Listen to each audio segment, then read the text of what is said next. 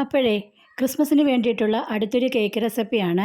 അതിന് വേണ്ടിയിട്ട് നല്ല പഴുത്ത റോബസ്റ്റ് പഴം എടുക്കുക. ഒരെണ്ണവും ഒരെണ്ണത്തിൻ്റെ പകുതിയും മതിയാവും. അതൊന്ന് നമുക്ക് ഉടച്ചു മാറ്റി വയ്ക്കാമേ. അധികം ഉടയ്ക്കേണ്ട ആവശ്യമില്ല. ചെറിയ ചെറിയ കഷ്ണങ്ങൾ നമുക്ക് കഴിക്കണ സമയത്ത് കിട്ടുന്നതിൽ കുഴപ്പമൊന്നുമില്ല. മിക്സിയുടെ ജാറിലിട്ട് അടിക്കേണ്ട ആവശ്യമില്ല. അപ്പോൾ ഈ ഒരു കേക്കിൻ്റെ മുകൾ ഭാഗം കാണുമ്പോൾ മനസ്സിലാവും എത്രത്തോളം നല്ല സോഫ്റ്റും നല്ല ഹൈറ്റിലുമാണ് നമുക്ക് ഈ കേക്ക് കിട്ടിയിരിക്കുന്നത്. അപ്പോൾ ഞാനിതൊന്ന് മുറിച്ചും കൂടെ കാണിച്ചു തരാമേ. അപ്പോൾ അത്രത്തോളം നല്ല സോഫ്റ്റായിട്ടുള്ള നല്ലൊരു ബനാന കേക്കിൻ്റെ റെസിപ്പിയാണ്. അപ്പോൾ എല്ലാവരും ക്രിസ്മസിന് ഇതൊന്ന് ട്രൈ ചെയ്ത് നോക്കണേ. ഒരു ബൗളിൽ ഒരു മുട്ടയുടെ വെള്ള ഒഴിച്ചു കൊടുക്കുക.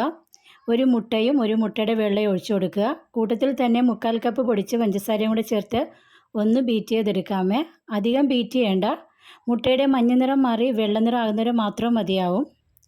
ഇനി ഞാനിതൊന്ന് സ്പൂണിലും കൂടെ എടുത്ത് കാണിച്ചു തരാമേ. ഇത് കണക്ക് നല്ല പതഞ്ഞ് വരത്തക്ക രീതിയിൽ വേണം കിട്ടാനായിട്ട്. ഒത്തിരി പതയ്ക്കേണ്ട. ഇത് കണക്ക് മാത്രം കിട്ടിയാൽ മതിയാവും. ഇനി നമുക്ക് ഇതിൻ്റെ അകത്തോട്ട് 2 ടേബിൾ സ്പൂൺ ഓയിലും കുറച്ച് വാനില എസൻസും അതുപോലെ തന്നെ കറുവപ്പട്ട പൊടിച്ചതും കൂടെ ചേർത്ത് നമുക്ക് ജസ്റ്റ് ഒന്ന് ബീറ്റ് ചെയ്തെടുക്കാമേ. ഇനി നമുക്ക് ഉടച്ചു വെച്ചിരിക്കുന്ന പഴം ഇതിൻ്റെ അകത്തേക്ക് ഇട്ട് കൊടുക്കാം. കൂട്ടത്തിൽ തന്നെ 1/4 കപ്പ് മൈദയും പ്ലസ് 2 ടേബിൾ സ്പൂൺ മൈദയും കൂടെ ചേർക്കുന്നുണ്ട്. 1/2 ടീസ്പൂൺ ബേക്കിംഗ് പൗഡറും 1/4 ടീസ്പൂൺ ബേക്കിംഗ് സോഡയുമാണ് ഞാൻ ഉപയോഗിച്ചിരിക്കുന്ന മൈദ മിക്സ്. അപ്പോൾ നമ്മുടെ ഈ ഒരു ബാറ്റർ കിട്ടേണ്ടത് പ്ലം കേക്കിൻ്റെ ബാറ്റർ കണക്ക് കിട്ടിയാൽ മാത്രമേ നമ്മുടെ കേക്ക് ഞാൻ കാണിച്ചിരിക്കുന്നത് പോലെ പൊങ്ങി കിട്ടുകയുള്ളൂ.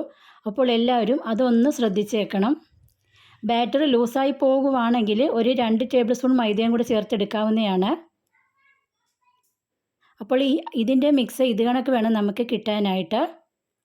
അതിനുവേണ്ടി ഞാൻ ഒന്നും കൂടെ സ്പാച്ചുലയിൽ എടുത്ത് കാണിക്കാമേ. ഇനി മൈദ അടിയിൽ കിടപ്പുണ്ടെങ്കിൽ ഇത് കണക്ക് നിങ്ങൾക്ക് സ്പാച്ചുലയ്ക്ക് അടിയിൽ നിന്ന് ഒന്ന് ഇളക്കി കൊടുക്കാവുന്നതാണ്. ഇനി നമുക്കിത് ബേക്കിംഗ് ടിന്നിൽ ഒഴിച്ച് ബേക്ക് ചെയ്തെടുക്കാം.